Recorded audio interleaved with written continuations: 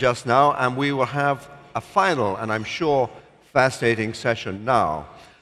We've rather mischievously called this session The Elder and the Entrepreneur, and you will notice a slight age difference between the two panelists.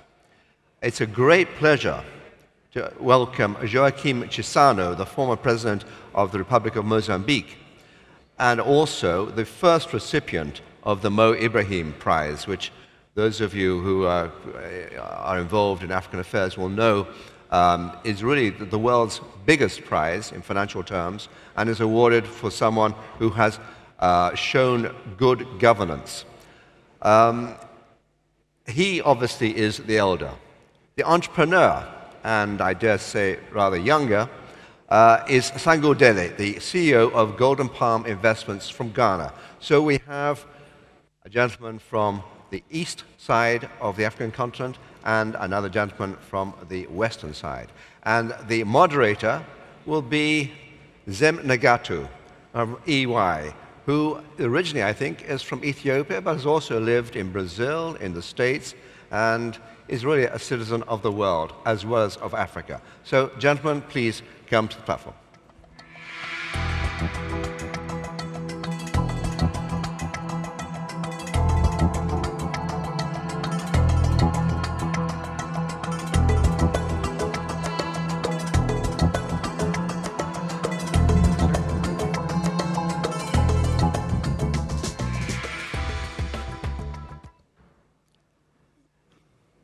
Good afternoon. You know me, good afternoon. That's more like it. I mean, when you're in Dubai, you have to be very vibrant. I am honored and very pleased to be back here again. This is my fourth year in a row.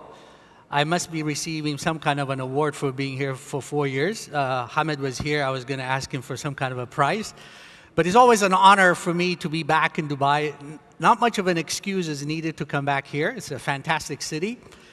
I can't help but be impressed every time I come here about the efficiency of how everything works in Dubai. So perhaps we can find some lessons to be learned as to how can we make these things transportable, lessons that could be learned. But our panel today is two very, very distinguished gentlemen. I was told there's a 5-decade difference in age between the president and the young man sitting next to him. As you can see here, this is called The Elder and the Entrepreneur, Realizing Africa's Decade. This is a panel, what I call going home, take me home. You know why? Every conference has an anchor panel. In the beginning, the opening panel, and the closing, this one. So this is why I call it Take Me Home, because this is the final panel, and hopefully we'll make it interesting. I have a number of interesting questions to ask for the panelists, but I want you to be an active member of this whole panel. So I was told many of you, if not all of you, have downloaded the app, the conference app. There's a button that says Ask the Panelists, so you can send in your questions, and the people sitting there will tabulate it and send it to us. But even better, we have microphones, 1, 2, 3 microphones. We would like you to prepare your questions, stand at the microphone, and I'll acknowledge you, and you can ask questions to whomever you want on the panel. So this is sort of the way we've structured the panel. As I said, we're going to make this interesting. And hopefully you can hear me. Am I clear? This is okay. So, I'll start with President Chissano. As was said in the introduction, I don't think he needs much of an introduction. He's one of Africa's most eloquent speakers and leaders. He was the first person, and I don't think it hurts to repeat, but he was the first person to win the Mo Ibrahim Prize. So we should give him a round of applause. So I'll start with him, and I'll ask him what his views are, what his thoughts are about where Africa was in the last 10, 15 years, where Africa is today, and where he thinks we're going over the next 10, 15 years. Mr. President. Well, I would like to greet all of you, first of all, and thank those of the Chamber of Commerce who invited me to this conference. And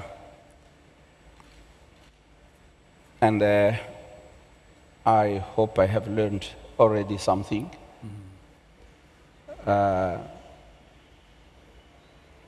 But if you look 10 years ago, you cannot just look at 10 years ago. You have to go much further, because all the countries in Africa have had different starting points. Right. And so the development of these countries had different levels also. But one thing is certain is that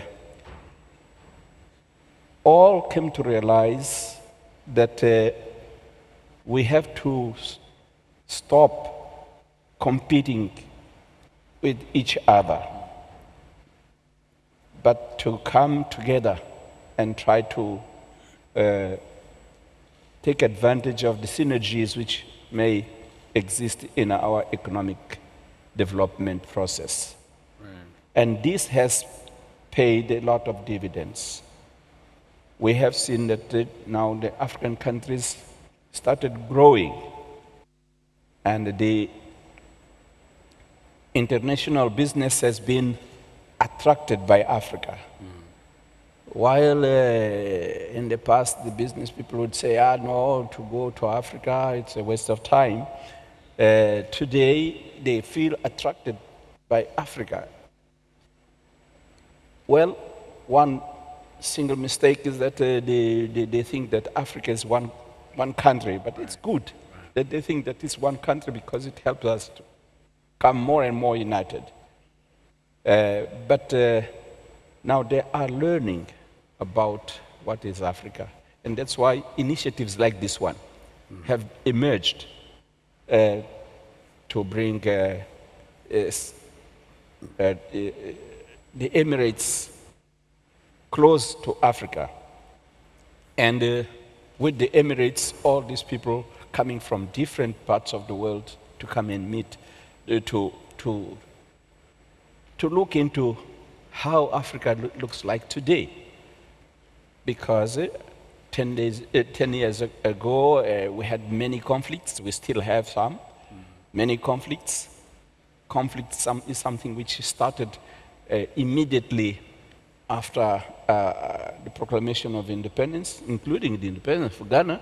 The first president of Ghana was ousted by coup d'etats, and many coup d'etats followed. And so conflicts, wars, this is what the world knew about. But from 10 years ago now, they started forgetting these conflicts and being cooperative to solve the conflicts. Right. Because in the past, the conflicts were caused by, of course, mismanagement, in greed and so on inside. So there were internal causes, but most part of the causes were also external. And today we don't have this external interference.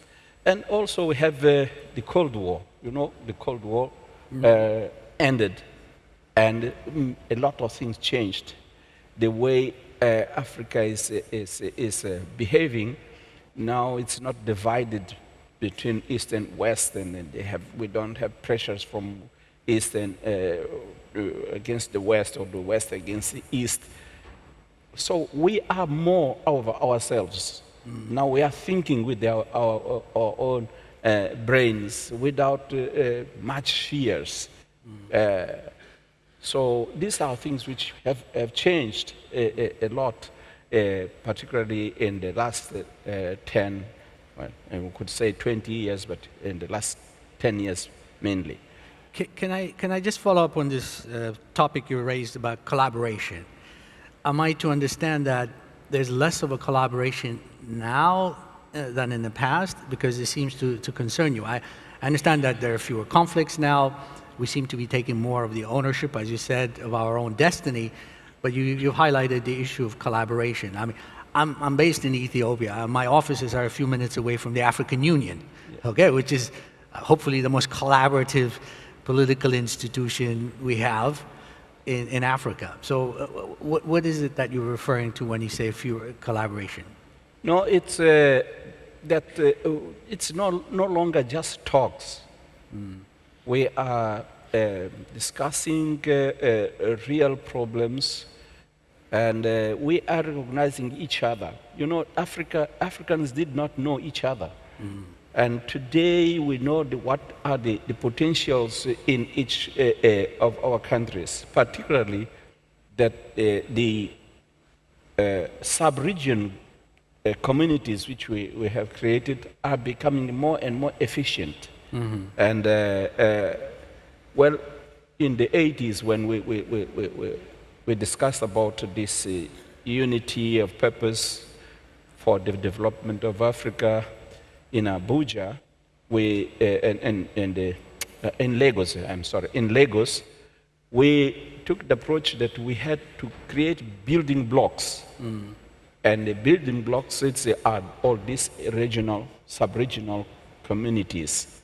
And these communities were to be linked so that we achieved the dream of President Nkrumah to bring Africa together. Right. But we thought that this has to go through building blocks. Some were saying, oh, this takes time and so on. Right. But today we see that now COMESA and East African Community and SADC are coming together. Soon we'll join Central Africa and West Africa, because there's a big development of this. These are real communities.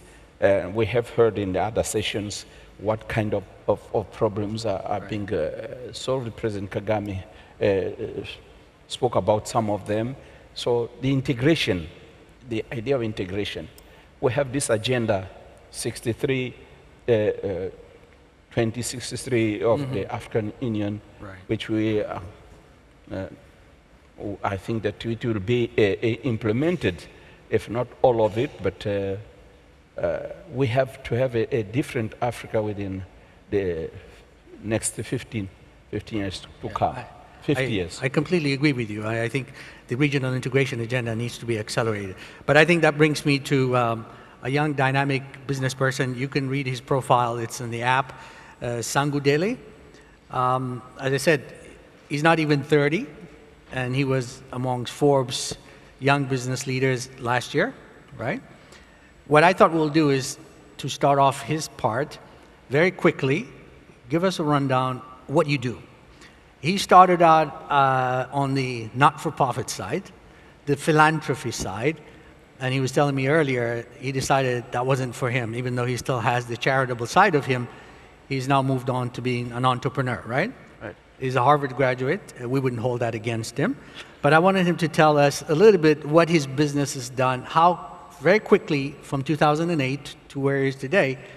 I think the president was referring to about, bringing down these barriers, the free trades and all that. He seemed to have taken advantage of that and built a very successful business across Africa and many countries. So tell us about the sectors, the healthcare sector, other things that you've invested in, and then we'll move on to the next batch of questions. Thank you. First, I want to thank the organizers, because we know 60 to 70% of Africa's youth of Africa's population are young people. And over the next 35 years, 1 billion babies will be born across Africa. So I'm very pleased that at events like this, initiatives like this, that young people like myself are being given a voice and a platform. So thank you to the organizers for that. I think that's very much commendable. My story has been an arc from, as you mentioned earlier, a humanitarian approach to solving our problems to very much a entrepreneurial private sector development approach that is centered around how do we make it sustainable? How do we make our development sustainable, and how do we link it to job creation? Right.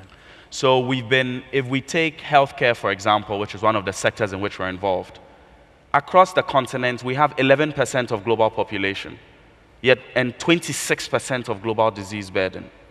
And we only have 3% of healthcare workers.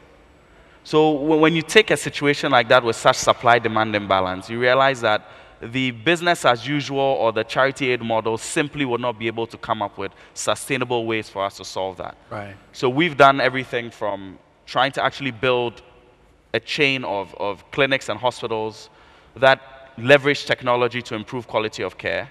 We've introduced telemedicine to allow us to reach areas where we can't reach. We've backed companies like M-Pharma, which digitize the entire ecosystem, and so allows us to be able to get important data on location and availability of drugs and otherwise. Right.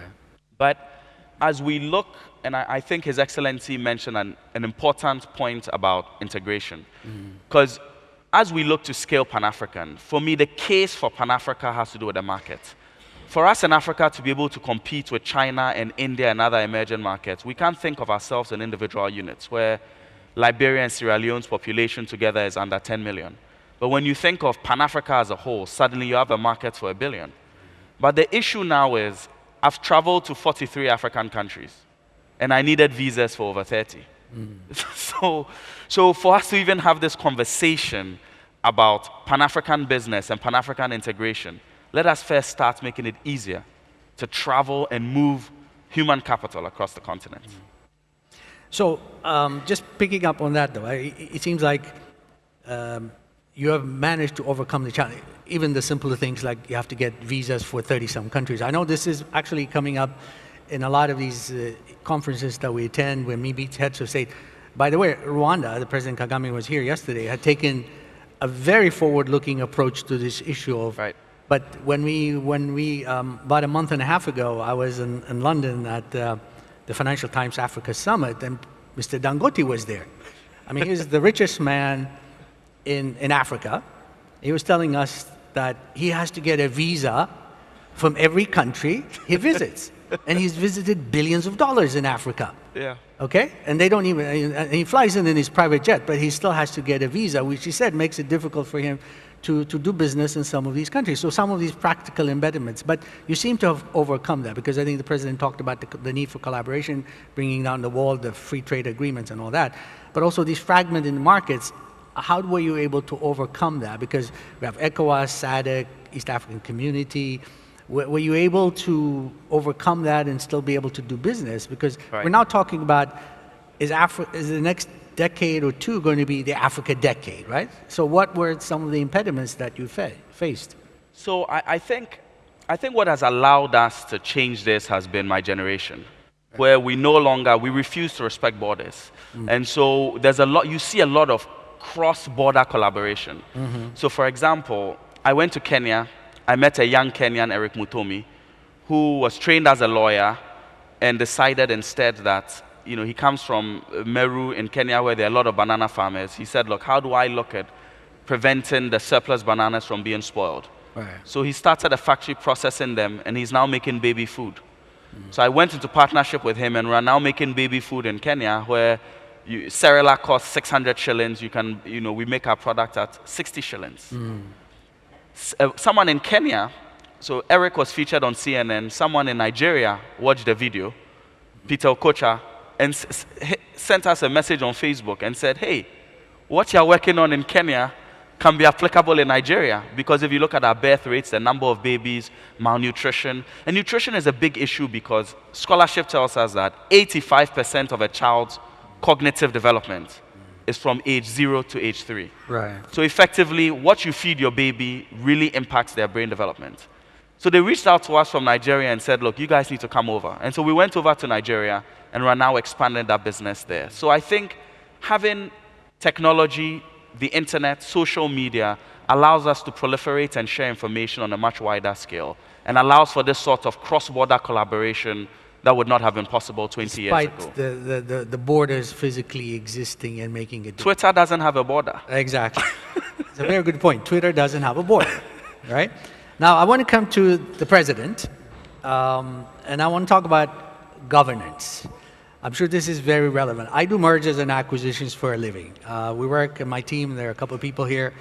We do a lot of cross-border deals every day, and the issue of governance, the issue of leadership comes up, especially as Africa attracts more and more FDI. I mean, there's some numbers that last year was $87 billion of FDI that came into Africa, and more of that is going to come. And I think the issue of governance, which is very transparent now, for the reasons, as you said, we have the Twitters, the Facebooks. So, Mr. President, I want to ask you a question, but I want to give you some data.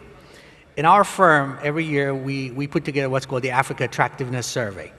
We survey 500 of the top investors in Africa, and one of the things we ask them are, what are the major impediments, or what are the areas of concerns that you have for doing business and investing in Africa? And here's an interesting data for you, sir. 54% of the respondents say that political instability is the #1 impediment or concern that they have. Number 2, at 26% of the respondents say corruption. And the third, 21% of the respondents say weak security, right? So, Mr. President, if these are the kinds of areas of concern, as I said, we acknowledge all the positive things that have happened in Africa. FDI is growing, poverty is reduced substantially, as you've indicated, except for a few pockets in instability, they've reduced substantially. But also, I think we need to acknowledge, from an investor's perspective, there are these areas. So how would you address this? Well, I think that these are issues related with what I said at the beginning. The way we came to be independent countries, right, and the alliances which we had, and the models of development which we were trying to follow, or to which we were forced to. This made the situation very difficult, because in Africa you don't have time, you didn't have time to build your own way of doing things. So this has created the instability, corruption, and insecurity. This, you cannot dissociate these things. The historical background of Africa and the influence of the different forces. Corruption is something which is connected with capitalism. Mm-hmm. It's connected, it was built up in the system. Of course, the socialists may have had the communists their own way of corruption. Right. But these things come together. And we didn't have our own choice. Therefore, all these coup d'etats which I referred to, they were linked with this. The governments of inclusion is something which we did not know, because in Africa you have chiefs and kings. Right. And things alike. So the presidents sometimes had looked at as kings, right, as chiefs. And well, even today, corruption, it's a battle which has to be fought by the corrupted side and the corrupter. It has to be fought altogether. As President Obama was saying, even in the United States of America, there's corruption. Right. And I have dealt with this issue with companies who wanted to bring corruption in Mozambique, to corrupt members of my government. Right. And they were Americans, but they were the first to accuse the government of corruption. So it's something which we have to deal with together. So the business has got a big role to play in the combat of corruption, instead of favoring it. Right. the instability and security, I think it's wrong if the business wait for the optimum time to come in.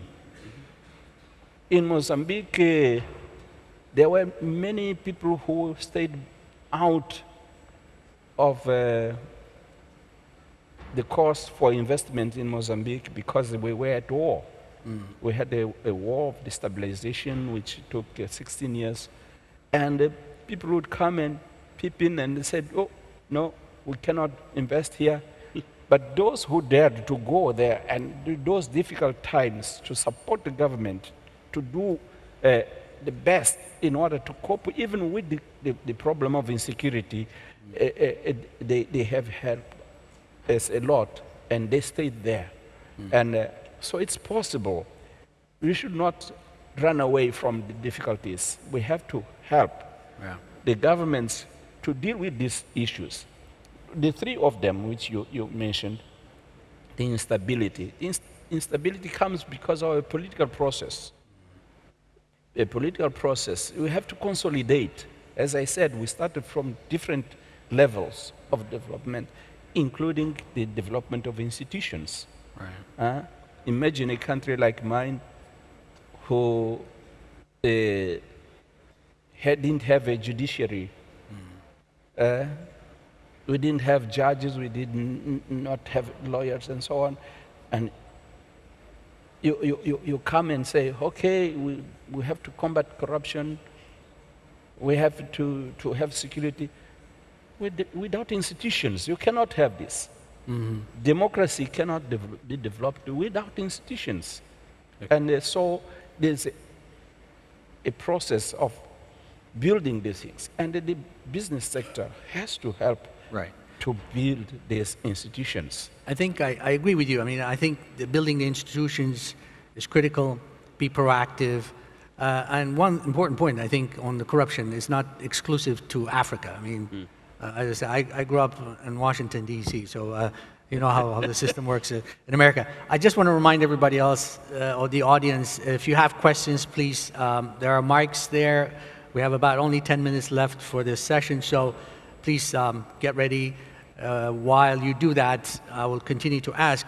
But I want to ask the young entrepreneur, again, from the issues that I raised for the president, as a young business person, are these also the same kinds of concerns that you have, you know, political instability, corruptions, and insecurity, especially since you operate in many African countries? Look, I think corruption is very much, I consider corruption to be probably one of the biggest impediments to our growth. At the same time, I also think it's very much a global phenomenon. Like when I moved to the US, lobbying confused me. I looked at lobbying and I said, this sounds like instead of going to give the guy a sack of cash, you pass it through a legally and taxed entity. So I think it's very much a global phenomenon. That said, the fact that it's a global phenomenon doesn't mean we should rest on our laurels because it affects us the most. Given where we are in our development, it really is a tax on the poor. And it impedes your ability to do business because it doesn't create a level playing field. And when it doesn't create a level playing field, it means that if you're a young entrepreneur with the best ideas, with the best technology, you can't compete in such an environment. I think we also have to think about it, though, from a standpoint of it's not just about corruption is two sides. So I always say that you can't just confront the policeman and say don't be corrupt without also looking at his standards of living. Right? You can't pay someone $100 a month and let him have 4 children and expect that he'll be able to survive. So we need to think about it from those two standpoints. I agree with the president on political instability. If you trace the history of a lot of the instability, when you have masses of young people who are disenfranchised, who are unemployed, and who don't have hope for the future, you usually have this problem. So I would argue that it's actually in this situation that you rather need to go in. To be, I'm planning to go to Somalia. I want to go to Somalia to work with some young entrepreneurs to see how, because it's by creating these economic opportunities for young people that we're actually going to be able to solve this issue of political stability. But I say what's different today in 2015 versus 10 or 20 years ago, again, is technology. So we have the tools to fight corruption, because today with the mobile phone, 1 billion mobile subscribers in Africa, you can tweet about corruption, you can collect data on corruption in better ways. So you can turn citizens into microjournalists that can help lead the fight against corruption. Okay, in the interest of time, is there anybody have any questions? Yeah, while you're coming up there, okay. Yeah, go ahead, please tell us who you are, very brief. Good afternoon, my name is Roseanne. This is my second time on the podium. I wear many hats, but I won't go into it. My focus, however, is young entrepreneurship on the continent specifically, but also in the Arabian region. As a young entrepreneur as well, I also want to thank Dubai Chamber of Commerce for having a young voice on the stage, because we are the future in many ways, particularly when it comes to Arabia and Africa. And this is where we share in terms of who we need to target and influence and inspire. So my question is, and it's to President and Sangu. My question is, the challenges. We've focused, there's a narrative and a rhetoric, and an exciting rhetoric about the renaissance that's going on in Africa right now, particularly amongst young people, led by social media, Africa Rising, and the rhetoric and narrative around that. But I do feel that it's important that we focus also and address the challenges. And are these challenges internal, such as healthcare? And you mentioned you worked in healthcare. So do you feel, I'll round it up, do you feel that whenever there is a drive towards nationalism and a drive towards success locally, that there are entities that fight against it? Like, do you feel that there are challenges outside of the typical, such as corruption and what is evident, development issues and so on? What other challenges have you faced, and do you think that we can overcome them?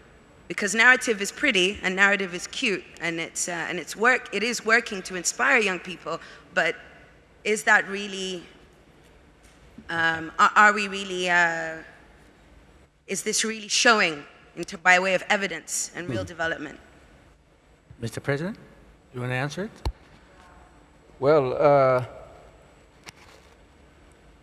the biggest challenge we have really in Africa is still to do away with poverty.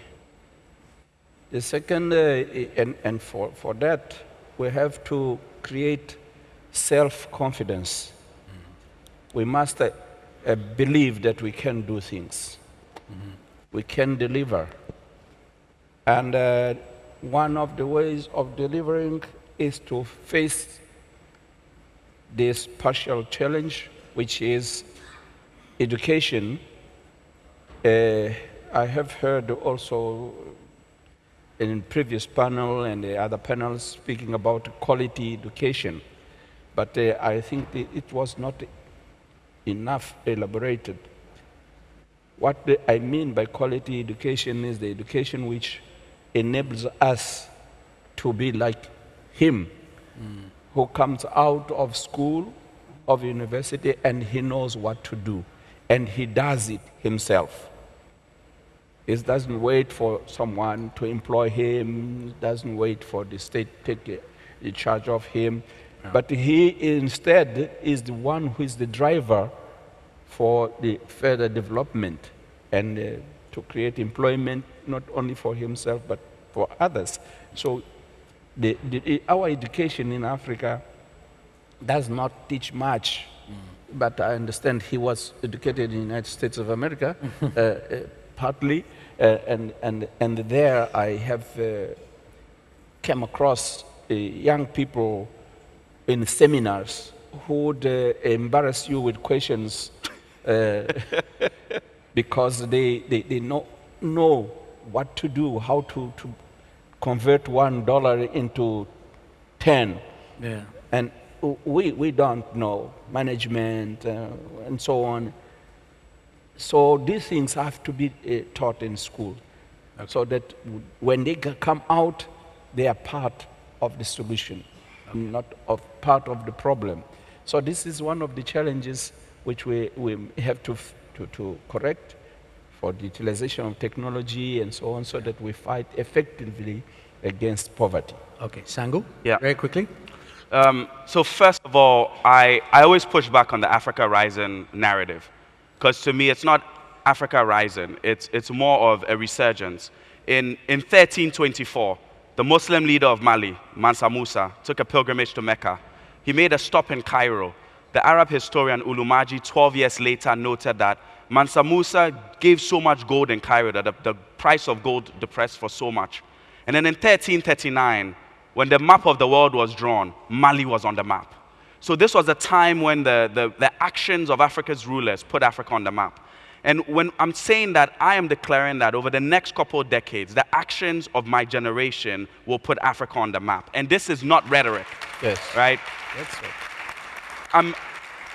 I'm finishing up a book I'm writing on young entrepreneurs in Africa. I went to 52 cities, 43 countries, 600 plus entrepreneurs. It is not rhetoric. Entrepreneurs across the continent don't have a choice. They are creating opportunities, they are creating jobs, and they are solving problems. And you're seeing this across the board. So all that said and all this good rhetoric, I think you're right in that we still have challenges. Yes, Africa is rising, but not every African is rising. Right. Women are being left behind, and it's a problem. We talk about entrepreneurship, but we don't create the same equality of access to credit, equality of access to networks, equality of access to opportunities for women. And if we don't get that right, we cannot create a more prosperous Africa that we all dream of. Okay. All right. Excellent. As you can see, he's inciting passion. Unfortunately, we're about to run out of time. We have a number of questions you've all sent in as well, but we seem to be kind of running, unless they tell me we have 2 minutes, 5 minutes. Okay, very good. So they were generous enough to give us 5 minutes. There's one gentleman, but please make your questions very brief so we can wrap up. Go ahead.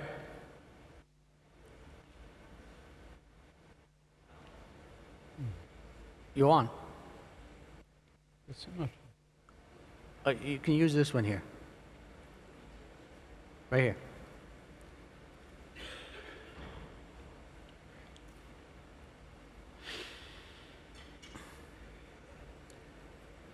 Esteemed dignitaries, good afternoon. I am Omar Salim from i4 Technologies.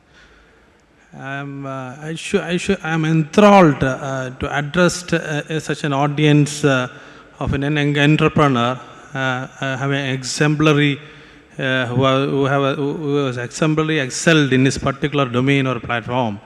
So after hearing his particular, his way of communicating or his thought process or his ideas, he was highlighting two main vital points in his communication. One was technology, another was philanthropism.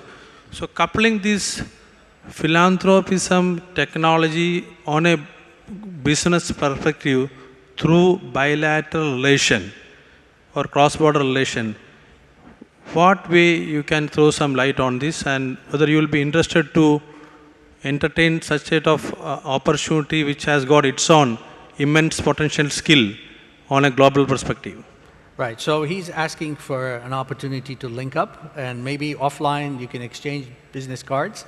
But he also wants very quickly, I think he's addressed how he managed to transform from a philanthropy to the business side of it. So as I said, we're running out of time so that we don't repeat it, but when you get off stage, he's offering you an opportunity to collaborate, if I understand you right? Okay, very good, thank you very much. So as I said, we're about to wrap up, but I wanted to ask very quick questions, yes or no's. Mr. President, is the Africa Rising narrative sustainable? Is it real? Yes, no, maybe? Yeah, it's real and sustainable. You? Yes. Yes. You hear it from the people who are practicing it, from one of the most distinguished leaders in Africa, a young up-and-coming, or actually arrived entrepreneur. They all believe that the Africa Rising narrative is for real, which is very much in line with what my thinking is. People who work with believe the Africa Rising.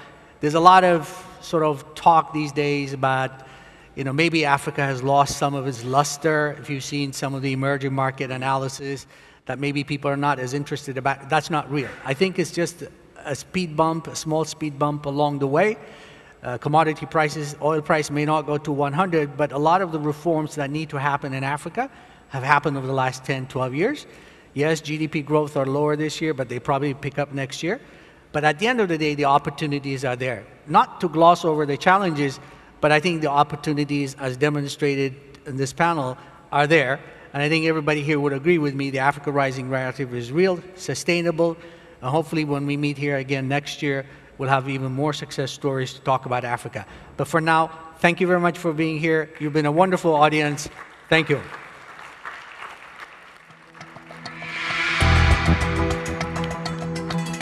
Well, I want to thank Zem for moderating this very, very good final session. Thank you, President Chissano. Thank you, Sangu. And I want to thank you, the audience. شكرا لغرفة دبي. شكرا لرئيس غرفة دبي أحمد بوعمين. Thank you to all. شكرا لكل المندوبين من الدول العربية. Thank you very much to all the visitors from Africa. I am supposed to sum up very briefly, it will be very brief, it will be 90 seconds, the proceedings of yesterday and today. And actually, of course, it's a pretty difficult task because we've covered a huge amount of ground. But I would think that let's try and do a sort of a positive and a negative. Start with the negative. You may remember that one of the speakers yesterday, I think it was Shankar, said that there are three negatives, three problems for Africa. One was implementation, or the lack of implementation. Second was corruption. The third was governance. Well, I think several panels have discussed those three negatives. We've also had the positives, the plus side, the demographic dividend, the young people that Sangu represents here, and for which, obviously, he well-deserved round of applause from the audience. They're really very impressive, getting the passions of the audience there. And also, the narrative of Africa rising. It's quite easy to think of that Africa rising as having a sort of a blip in the road because of falling commodity prices and so on. But actually, that is only a blip. Africa surely is rising.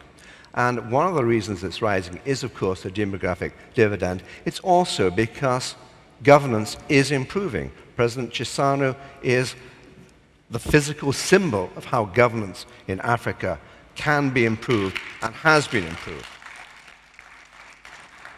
And I think we also do have improved fundamentals. Now, what does Africa need? Well, it needs investment. It needs FDI. And that is where the Dubai Chamber is playing a big role. And I think those in the Dubai Chamber here should congratulate themselves. Yatikum al-afia. You are doing a very, very good job. And I do hope you continue it. I'd like to thank all of you. And I thank the panelists yet again. And also, we should not forget the organizers, the technicians, and so on. These events do not happen without a lot of work behind the scenes. And it really is my pleasure to ask you to give them a round of applause as well. Thank you.